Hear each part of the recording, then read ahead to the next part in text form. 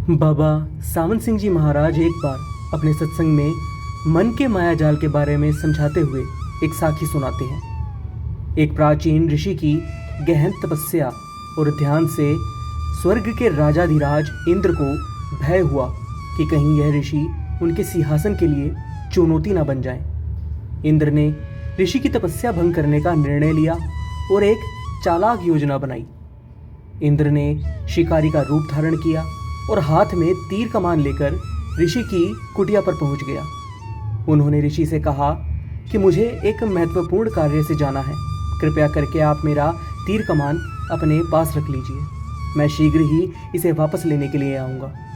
ऋषि ने उत्तर दिया कि मैं एक तपस्वी हूँ, मुझे इस तीर कमान से क्या लेना देना, मैं इसे नहीं रख सकता।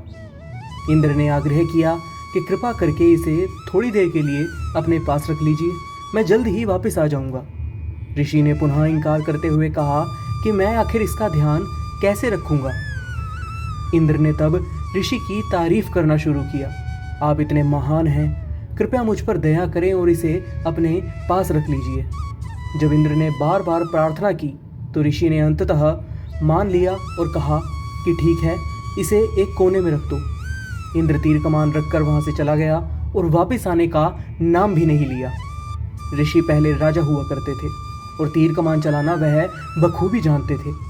जब भी वे ध्यान से उठते तो तीर कमान को अपने सामने पड़ा हुआ देखते। रोज रोज देखने से तीर कमान के प्रति उनका ध्यान आकृष्ट होने लगा। एक दिन उन्होंने सोचा कि एक बार तीर चलाकर देखता हूँ, लेकिन किसी को मारूंगा नहीं। यह सोचकर उन्होंने तीर कमान उठाया और तीर चलाया, जो कि सीधा निशाने पर जाकर लगा। इस प्रकार धीरे धीरे ऋषि का तीर कमान चलाने का शौक बढ़ने लगा और वे नियमित रूप से तीरंदाजी करने लगे। अंततः ऋषि शिकार में मग्न हो गए और उनकी तपस्या छूट गई। वे अब ध्यान और भजन की बजाय शिकार के पीछे पीछे भागने लगे। यह साखी हमें यही सिखाती है कि मनुष्य का मन बहुत चंचल और धोखेबाज होता है। अगर उसे थोड़ी सी भी ढील दे दी जाए तो वह तुरंत बुरी आदतें अपना लेता है। आत्मसंयम और सतर्कता बनाए रखना अत्यंत महत्वपूर्ण है, अन्यथा हम अपने उद्देश्यों और मार्ग से भटक सकते हैं।